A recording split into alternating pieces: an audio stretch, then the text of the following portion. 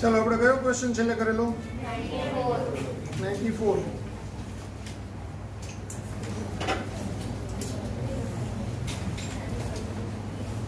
During negative beta decay, an antineutrino is also emitted along with the ejected electron. 95 per average. 95 per average. Okay. A radioactive isotope is being produced at a constant rate x. Half-life of a radioactive substance is y. After some time, the number of radioactive nuclei becomes constant. The value of this constant is. એટલે કોઈ એક radioactive isotope છે એ x જેટલા દરથી બની રહ્યું છે, બરાબર. હું એમ કહું કે ભાઈ 50 ન્યુક્લિયસ પ્રતિ સેકન્ડના દરથી એ બની રહ્યું છે, મતલબ દર સેકન્ડે 50 ન્યુક્લિયસ નવા જન્મે છે, બરાબર. Half life of the radioactive substance is y. એનો અર્ધાયુ સમય y છે. After some time, the number of radioactive nuclei becomes constant. અમુક સમય પછી આ રેડિયોએક્ટિવ ન્યુક્લિયસના પરમાણુઓની સંખ્યા અચળ થઈ જાય છે, વધતી નથી ને ઘટતી નથી. તો એનો મતલબ શું? તત્વ રેડિયોએક્ટિવ છે. હવે રેડિયોએક્ટિવ તત્વ છે એનો મતલબ એવો થાય કે એનું વિખંડન પાછું થાય, બરાબર. તો કોઈ એક પ્રક્રિયાના અંતે રેડિયોએક્ટિવ તત્વ બને, પાછી એનું પાછું વિખંડન થાય. તો આપણે કેવું કરીએ કે ભાઈ એક આલ્ફાનું ઉત્સર્જન થાય, પછી બીટાનું થાય, પછી ગેમાનું થાય, વળી આલ્ફાનું થાય. તો સપોઝ કોઈ એક તત્વ પ્રક્રિયાના અંતે એ તત્વ બની રહ્યું છે, પાછી એમાંથી બીટાનું ઉત્સર્જન થઈ રહ્યું છે, એટલે પાછું બીજા તત્વમાં ફેરવાઈ રહ્યું છે. તો એ વચ્ચેની પ્રોસેસ માટેની આ વાત છે. તો એના પરમાણુની સંખ્યા અચળ ક્યારે રહે? જો એનો નવા પરમાણુઓ બનવાનો દર અને એના વિખંડનનો દર એ બે સરખો થઈ જાય તો થાય. ખ્યાલ આવ્યો? નવા પરમાણુઓ બનવાનો દર બરાબર વિખંડનનો દર એ બે સરખો થાય. 50 ન્યુક્લિયોન પ્રતિ સેકન્ડ જે બનતા હોય અને વિખંડનનો દર 50 વિભંજન પ્રતિ સેકન્ડનો હોય, તો જેટલા બને એટલા પેલા થાય. એટલે તત્વના એ વખતે જેટલા અવિભંજિત રહી ગયેલા હોય એટલે એમને રહી. ખ્યાલ આવ્યો? તો આપણે એમ કહી શકાય 95 માં કે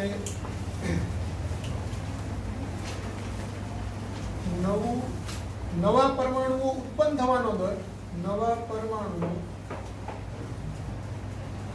ઉત્પન્ન થવાનો દર બરાબર વિખંડનનો દર.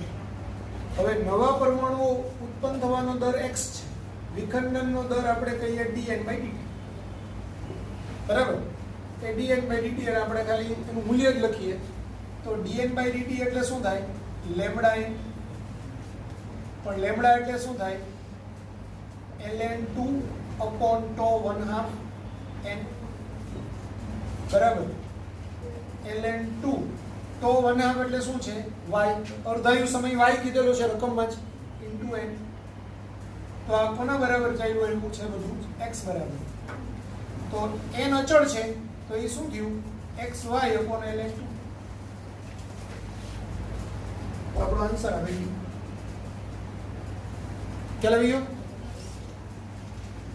નવા પરમાણુ ઉત્પન્ન થવાનો દર x છે, એટલો જ વિખંડનનો દર હોય એટલે વિખંડનનો દર બરાબર x જ થયું ટૂંકો. વિખંડનનો દર એટલે લેમ્બડા n, લેમ્બડા એટલે ln2/1/2 એટલે y.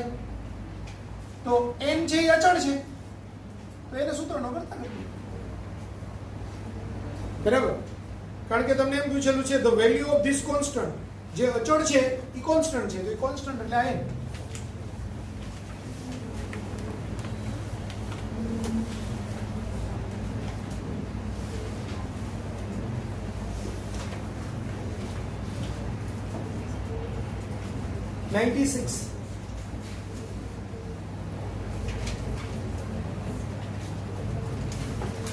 Plutonium decays with half-life of 24,000 years. એટલે અર્ધાયુ સમય પ્લુટોનિયમનો કેટલો છે? તો 1/2 એ 24,000 વર્ષ છે. If plutonium is stored for 72,000 years, the fraction of it that remains is, તો અવિભાજિત ભાગ પૂછેલું છે તમને, ટી આપ્યું છે 72,000 વર્ષ. તો હવે આપણને ખબર છે ટી બરાબર n તો 1/2 એટલે આ 72,000 બરાબર n આ 24,000 એટલે n બરાબર 24 તરી 72 3. તો હવે n/n0 અવિભાજિત ભાગ એટલે 1/2 રેઝ ટુ n એટલે 1/2 રેઝ ટુ 3 એટલે 1/n. બરાબર? તો આપણો આન્સર આવશે. બીજી રીતે જવું હોય તો 24 વર્ષે 1/2, પછીના 24,000 વર્ષે 1/4 ને પછીના 24,000 વર્ષે એટલે 72,000 થઈ ગયું 1/8 ડાયરેક્ટ કરવું. Next 97. A fraction f1 of a radioactive sample decays in one mean life and the fraction f2 decays in one half life. Then હવે મીન લાઈફની અંદર 1/2.718 એટલો વિખંડન પામે પાના, બરાબર, અને હાફ લાઈફની અંદર 1/2 જેટલો વિખંડન પામે, બરાબર. હવે વિભંજિત ભાગ પૂછ્યો છે એટલે અર્ધાયુ સમયમાં, અર્ધાયુ સમય દરમિયાન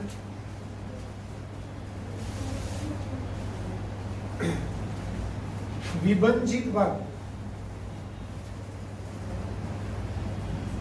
બરાબર 100 - 100/2 એટલે 50%. બરાબર. એ 50% ને આપણે શું કીધેલું છે? અર્ધાયુ વાળું એટલે f1 કે f2? f2 એટલે આ f2 છે, બરાબર. અને સરેરાશ જીવનકાળ દરમિયાન અર્ધાયુ સમયના અંતે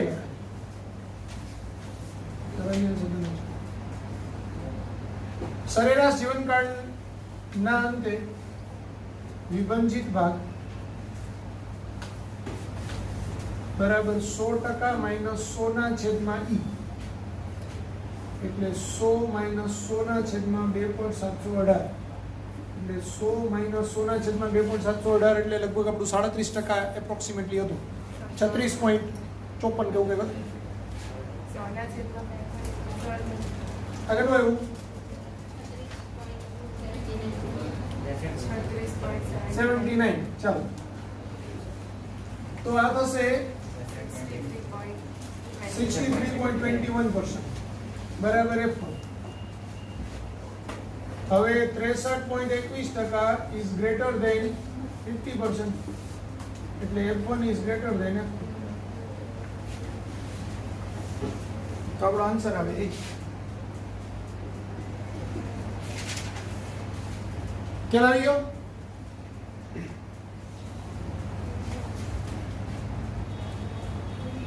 લખી નાખો.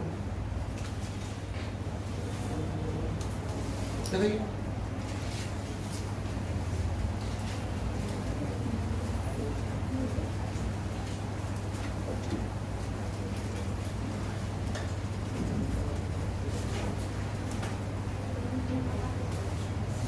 બધા લખાઈ ગયેલું છે. Next, an element A decays into an element C by a two-step process. A gives B plus 2 He4 and B gives C plus 2 electron. Then A and C are isotopes. સમજો. 98 માં તમને કીધેલું છે A gives B plus 2 He4, બરાબર. એટલે જો D નો પરમાણુ ક્રમાંક Z હોય તો A નો પરમાણુ ક્રમાંક Z હોય તો આ Z માઇનસ 2 થાય અને આને આપણે A જ કહીએ તો આનું થાય A માઇનસ 4. હવે આપણે આમ વિચારીએ કે Z minus 2 D A minus 4 છે મારી પાસે, એમાંથી થાય છે C પ્લસ 2 ઇલેક્ટ્રોન માઇનસ. હવે 2 ઇલેક્ટ્રોન માઇનસ હોય એટલે એને આપણે એમ લખી શકીએ કે માઇનસ એટલે ટૂંકમાં 2 ઇલેક્ટ્રોન તો અહીંયા Z માઇનસ 2 પ્લસ 2 થાય અને આ A માઇનસ 4 જ રહે. એટલે અલ્ટિમેટલી ZA માંથી ZC A માઇનસ 4 થયું એટલે આઇસોટોપ કહેવાય. બરાબર? આ Z માઇનસ 2 જેટલા ઇલેક્ટ્રોન દૂર થાય એટલો પરમાણુ ક્રમાંક વધે એટલે પ્લસ 2 થાય. 2 ઇલેક્ટ્રોન દૂર થાય છે એટલે પ્લસ 2 થાય.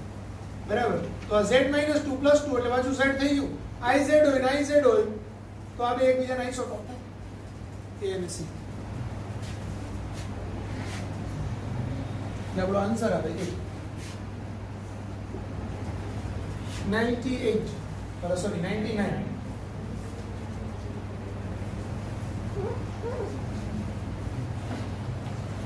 A radioactive nucleus, initial mass number A and atomic number Z, emits 3 alpha particles and 2 positons. The ratio of the number of neutrons to that of the protons in the final nucleus will be. હવે આપણે એમ કહીએ કે અંતિમ nucleus માટે A dash તો A dash બરાબર A minus કેટલા alpha particle? 3 alpha particle. તો જેટલા આલ્ફા પાર્ટિકલ ઉત્સર્જિત થાય એટલા 4 પરમાણુ દળાંક ઘટે. એટલે આપણા આલ્ફા પાર્ટિકલ છે 3 અને આ 4 એટલે A માઇનસ 4 થાય. પછી પોઝિટ્રોનનું ઉત્સર્જન થાય. પોઝિટ્રોન છે, ઇલેક્ટ્રોન નથી, બીટા માઇનસ નથી, બીટા પ્લસ છે. તો એમાં Z ઘટે અને A અચળ રહે. એટલે એમાં કોઈ ફરક પડે નહીં. એટલે આ 2 છે તો આમાં કઈ ફરક ન પડે. જી બરાબર? તો A ડેશ ની કિંમત આવશે A માઇનસ 12. પછી Z ડેશ ની કિંમત આવશે Z. હવે 3 આલ્ફા પાર્ટિકલ, એક આલ્ફા પાર્ટિકલ ઘટે તો પરમાણુ ક્રમાંક 2 જેટલો ઘટે એટલે 3 આ 2 અને 2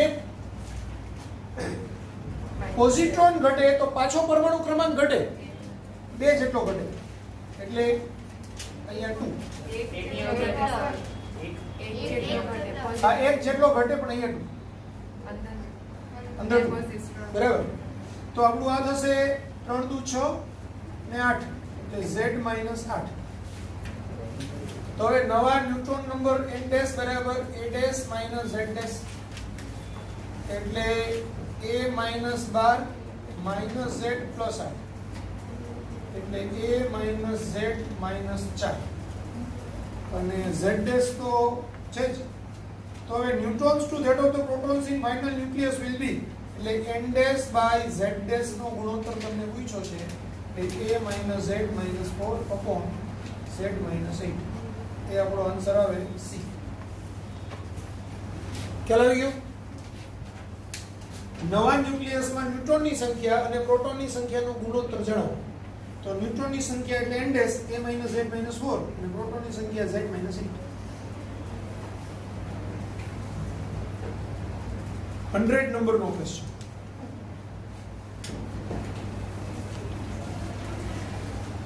A radioactive nucleus can decay simultaneously by 2 different processes which have the decay constant λ1 and λ2. The effective decay constant of the nuclei is lambda where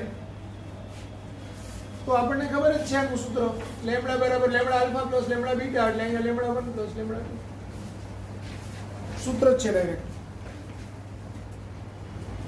એટલે આપણો આન્સર આવશે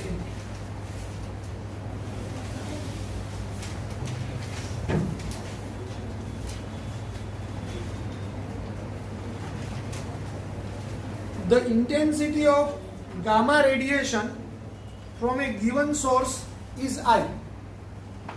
એક ઉદ્ગમમાંથી ગામા રેઝ ઉત્પન્ન થાય એની ઇન્ટેન્સિટી I છે. On passing through the 36 mm of lead એટલે 36 mm lead માંથી pass થાય ત્યારે એની ઇન્ટેન્સિટી ઘટીને I/8 થઈ જાય. The thickness of the lead which will reduce the intensity to I/2 will be 36 એટલે 12 તરી 36 થાય. I/2 એટલે 12 માં પાસ થાય. પાછું I/4 એટલે 24 માંથી પાસ થાય. I/8 36 માંથી પાસ થાય. 12 mm આન્સર આપો.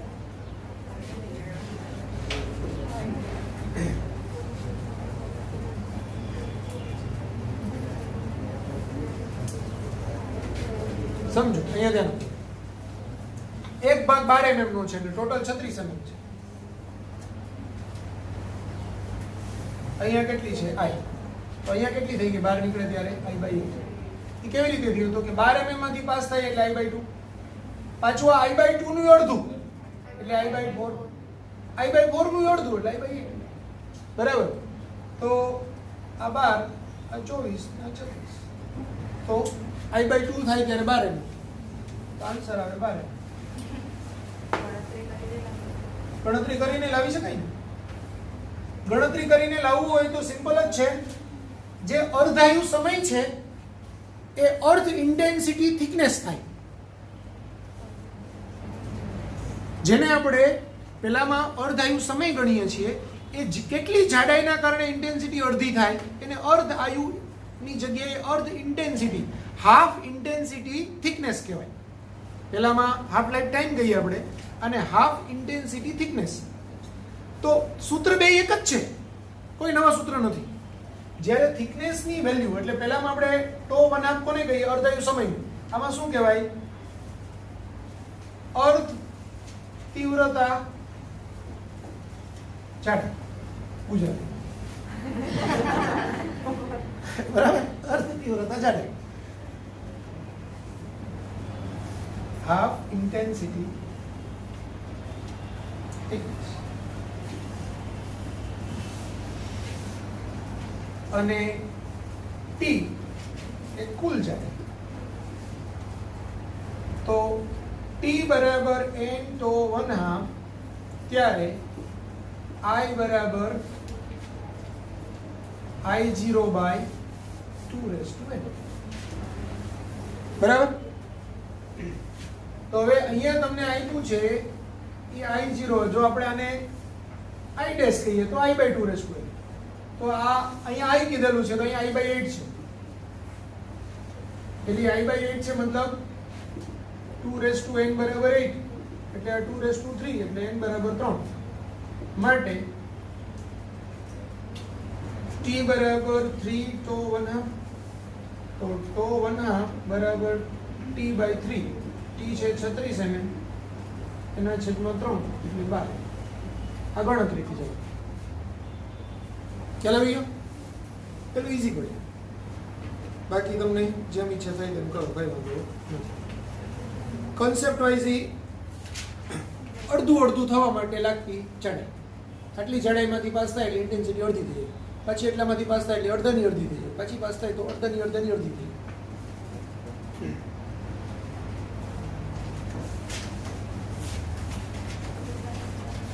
લખી નાખો.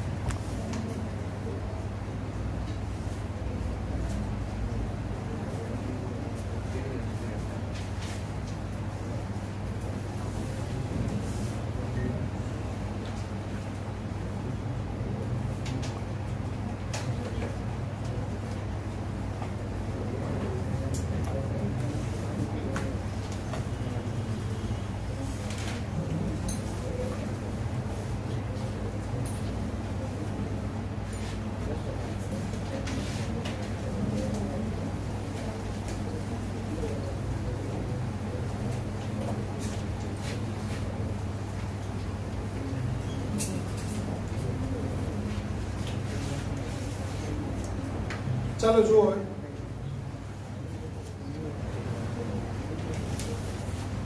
Question number 102. number of nuclei of radioactive substance at T is equal to 0 are 1000. at T બરાબર 0 સમયે આપણે શું કહીએ n0 કહીએ ને n0 કેટલું છે 1000 and 900 at time T is equal to 2 second. at T is equal to 2 second ત્યારે n ની વેલ્યુ કેટલી છે 900. then number of nuclei at T is equal to 4 second will be, તો જ્યારે T બરાબર 4 સેકન્ડ થાય તો n નું મૂલ્ય કેટલું? બરાબર.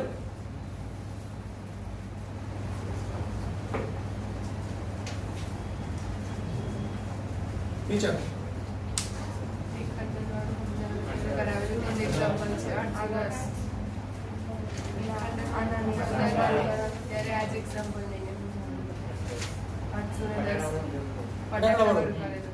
તો શું થયું? 10% ઘટ્યું એટલે 900, પાછું 10% ઘટ્યું 810. બરાબર. એટલે ટૂંકમાં અડધાયું સમય નથી, 2 સેકન્ડ શું છે 90% સમય છે. દર 2 સેકન્ડે એની ઇન્ટેન્સિટી 90% થઈ જાય છે, એટલે પરમાણુની સંખ્યા ઓરિજિનલના 90% થઈ જાય છે. બરાબર.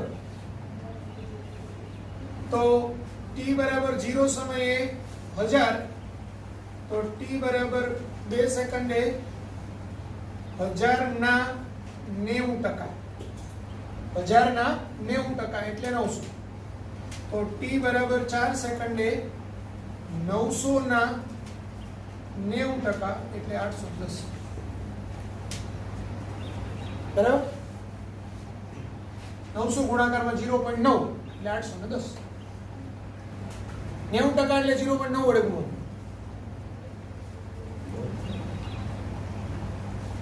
તો આપણો આન્સર આવશે 810. કયો છે? ડી. કે બી? 103. આને બીજી રીતે ગણવું હોય તો ગણી શકાય. તમને ઈચ્છા થઈ જતી હોય કે ના મારે બીજી રીતે ગણવું છે તો આમ ગણી શકાય. n બરાબર n0 e raised to minus lambda t. બરાબર. t બરાબર 2 સેકન્ડ ત્યારે n ની વેલ્યુ કેટલી? 900.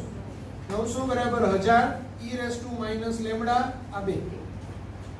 એટલે 1000 ના 900 ના છેદમાં 1000 એટલે આ 0.9 બરાબર e raised to minus 2 lambda. આ પરિણામ 1. હવે n બરાબર n0 e raised to minus lambda t, એમાં n મને નથી ખબર. n0 1000 e raised to minus lambda into 4 ચોથી સેકન્ડે, તો 1000 e raised to minus 2 lambda એનો સ્ક્વેર થાય, તો 1000 2 lambda એટલે 0.9, e raised to minus 2 lambda એટલે 0.9 એટલે 0.9 સ્ક્વેર એટલે તો ઇન્ટુ લેમ્બડા નહીં આવે, આ તો લેમ્બડા સ્ક્વેર થઈ જાય ને, એટલે લેમ્બડા ઇન્ટુ 2 ઇન્ટુ 2 ક્યાં શીખી હું? પર સ્ક્વેર હું એમ કહું x નો ઘન છે એનો 4 ઘાત કરું છું. બરાબર બરાબર બરાબર. તો 112 આ ઘાત છે. બરાબર. -2 લેમ્બડા, એ લેમ્બડાની કિંમત 5 હોય તો -10 ઘાત થાય તો એનો 20 ઘાત જ થાય ને. ખ્યાલ આવ્યો? એટલે આ 0.9 નો સ્ક્વેર થાય એટલે 1000 into 0.81 એટલે 810. ખ્યાલ આવ્યો? આ બીજી મેળવી.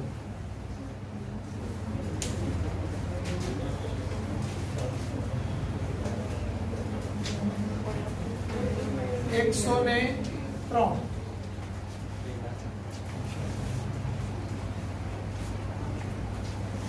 A radioactive isotope has a half-life of 2 years. How long will it take the activity to reduce to 3% of its original value? હવે 3% એટલે આમ છે ને half-life 2 વર્ષ છે તો અડધું કરતા 10 વર્ષે પહોંચી શકાય, ત્યારે 3.125 થાય. એટલે 3.125 ને નિયરલી ઇક્વલ ટુ 3% લીધેલું છે. હાફ લાઈફ ટાઈમ t બરાબર 0 ગણીએ ત્યારે આપણા પરમાણુની સંખ્યા કેટલી હતી? n0. બરાબર. તો 2 વર્ષે શું થાય? એટલે n0 એટલે 100%.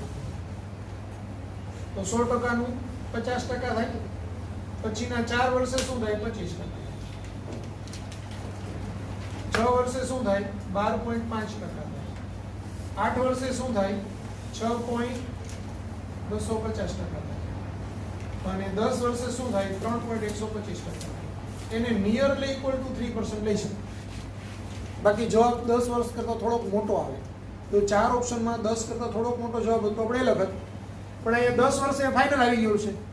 એટલે એને 3.125% ખરેખર પૂછવું જોઈએ એક્ઝેક્ટ જ. પણ એની જગ્યાએ 3% પૂછ્યું છે તો આપણે નિયરલી ઇક્વલ ટુ 10 વર્ષ. બરાબર. તો આપણો આન્સર થાય સી.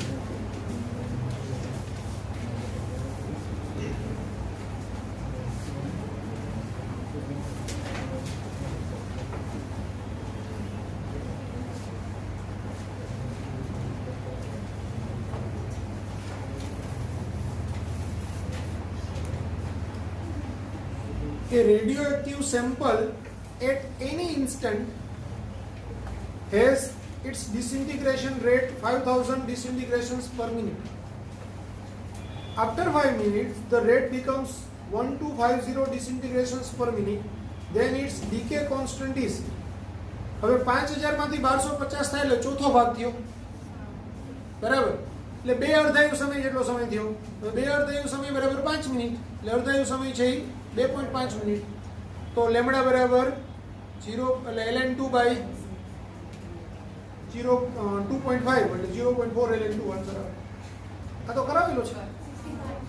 ક્વેશ્ચન નંબર 65 છે તે 104. ક્વેશ્ચન નંબર 65 કરી દીધું છે 105.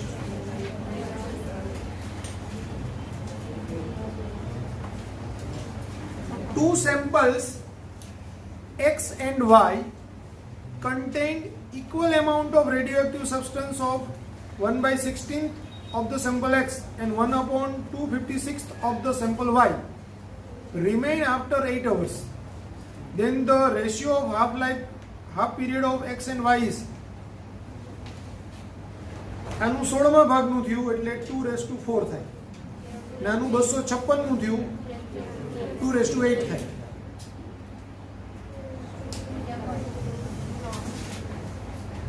X માટે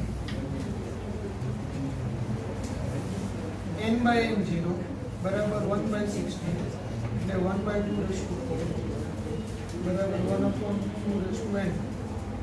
તો n બરાબર 2 સોરી n બરાબર 4. હવે t બરાબર n તો 1/2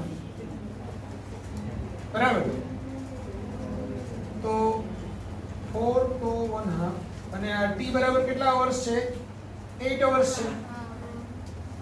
અહીંયા લખું 8 કલાક બરાબર 4 તો 1/2 એટલે તો 1/2 બરાબર 2 અવર્સ બરાબર. હવે y માટે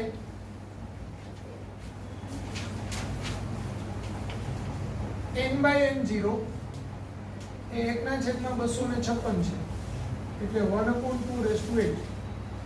તો એના માટે n ડેશ બરાબર 8.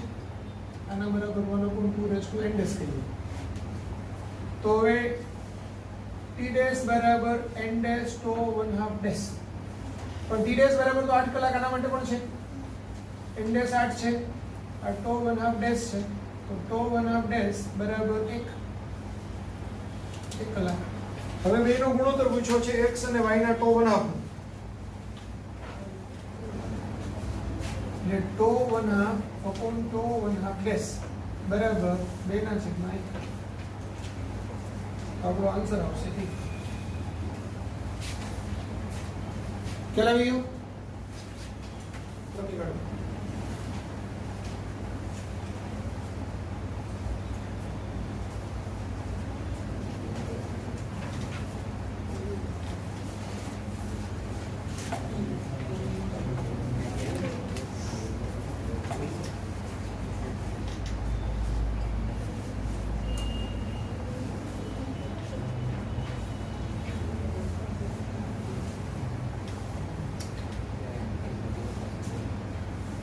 મારે વધારે બાકી નથી.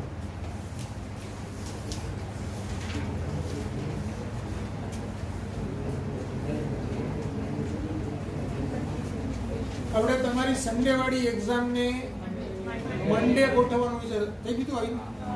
ઓકે. ઓનલાઈન વાળી એક્ઝામ હવે કમ્પલસરી ઓફલાઈન છે. ઘરે હોય એ બધાએ ફરજિયાત આવવાનું છે. બરાબર?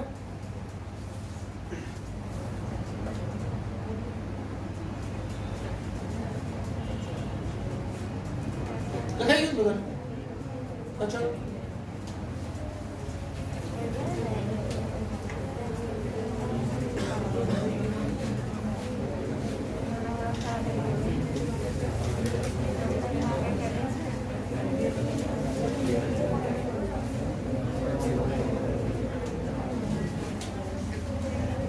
Next, radioactive 27 cobalt 60 is transferred to into a stable 28 nickel 60 by emitting 2 gamma rays of energies.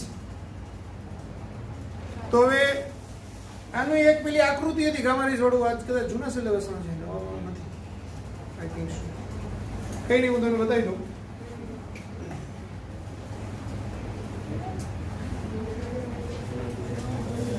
સત્તર ને 1.33 આવું.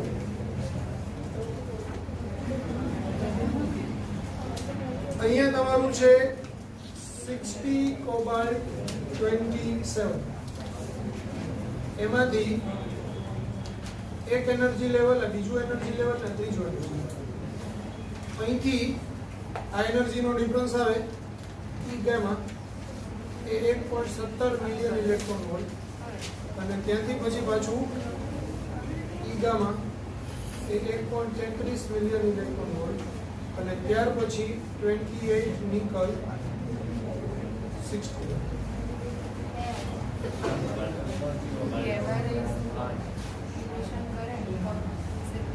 ના, કોબાલ્ટ જ હશે. ક્યાંથી વાળો રાખો? કોબાલ્ટ છે.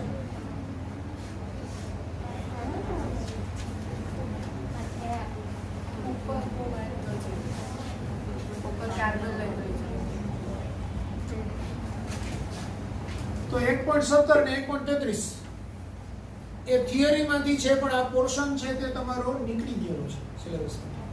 જૂના સિલેબસમાં હતો, સેમ ટુ સેમ આ જ આકૃતિ હતી બેઠી ટેક્સ્ટબુકની અંદર. બરાબર? એટલે 1.17 ને 1.33 લખવું હોય તો લખો, સીધો ક્વેશ્ચન કાઢ નાખવો હોય તો એ બી છૂટ જ છે.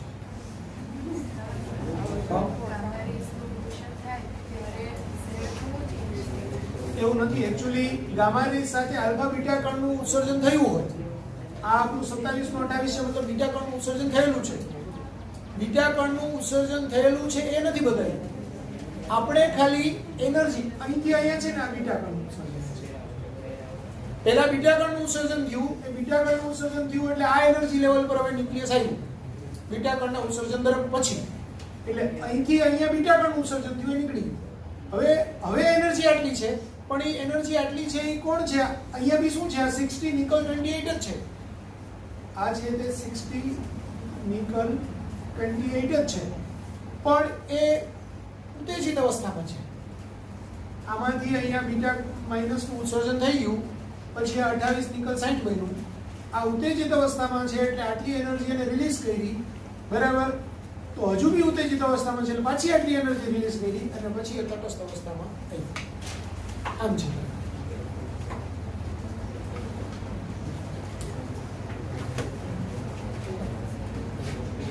એટલે આ બી લખી નાખો ને, ખ્યાલ જ આવી જાય.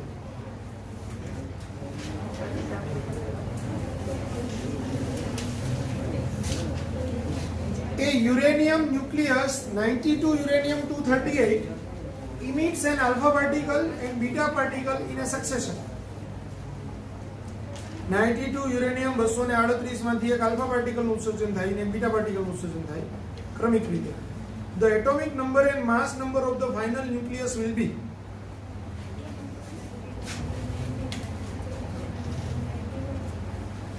તો 238 માંથી 9 એડેસ બરાબર 238 માંથી એક આલ્ફા પાર્ટિકલ ઉત્સર્જન થાય એટલે 4 જેટલો પરમાણુ દળાંક ઘટે. બીટા કણનું ઉત્સર્જન થાય તો કોઈ ફરક પડે નહીં. એટલે આ 234 અને z' બરાબર 92. 92 માંથી એક આલ્ફા પાર્ટિકલ ઉત્સર્જન થાય એટલે પરમાણુ ક્રમાંક 2 જેટલો ઘટે. પાછું એક બીટાનું ઉત્સર્જન થાય એટલે 1 જેટલો વધે. બરાબર? એટલે 91. તો 91,234 સી આન્સર આવે.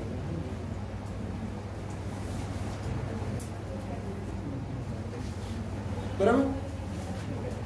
Next. Pick out the incorrect statement from the following. નીચેનામાંથી આપણે ખોટું વિધાન નક્કી કરવાનું છે. કયું ખોટું વિધાન છે?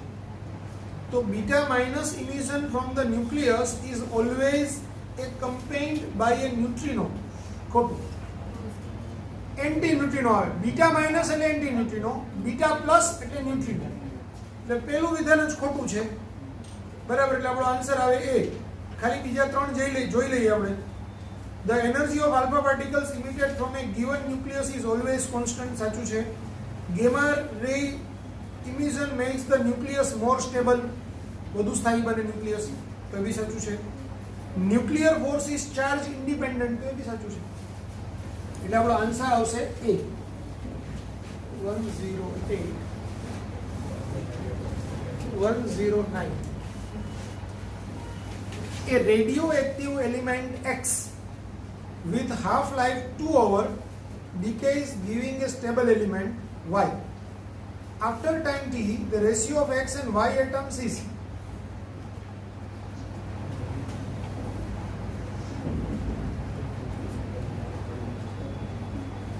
1:16 time t is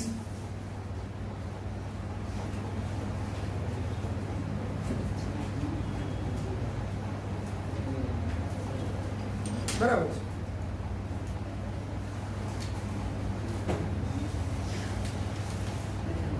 કઈ ગડબડ થઈ છે?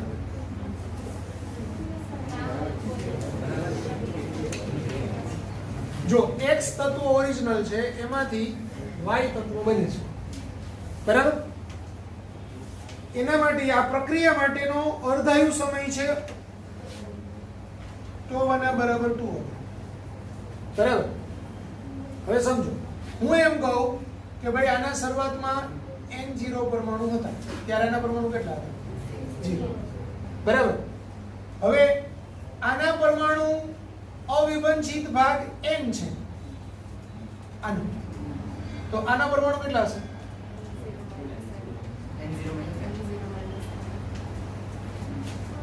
બરાબર?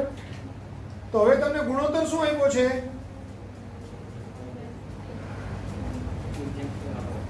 After a time t, ratio of x and y atoms is t સમયે આના પરમાણુ n, ત્યારે આના પરમાણુ n0 n. બરાબર? એટલે આ અવિભાજિત ભાગ, આ વિભાજિત ભાગ, તો એનો ગુણોત્તર આપ્યો છે n/n0 n. આવું ન હોય 1/100, અને આવું હોય તો તમારો જવાબ બરાબર ન આવે. છતાં જોઈ લઈએ. આ 16n બરાબર n0 n, એટલે આ 17n બરાબર n0, એટલે આ n/n0 બરાબર 1/17. એ 1/16 થવું જોઈએ. ખ્યાલ આવ્યો? આ 1/16 થવું જોઈએ. આ જો 1/16 હોય તો સીધું અડધાયું સમય છે 2⁴, એટલે 8 સેકન્ડ થાય. એટલે આમાં અવર છે તો 8 અવર થાય. એટલે પેલું 8 અવર થી થોડુંક વધારે થાય.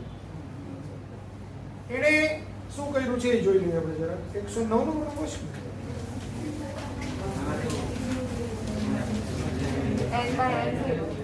n/n0 બરાબર 1/16 લીધું એટલે 8 અવર ને જવાબ આવી દીધો છે. તો એને રકમ બનાવતા નથી આવી.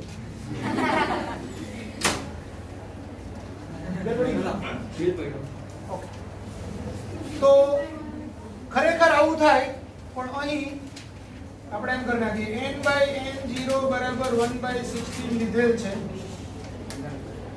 તો એના બરાબર 1/2⁴, એટલે n બરાબર 4, માટે t બરાબર n/1 એટલે 4 ગુણાકાર 2 એટલે 8.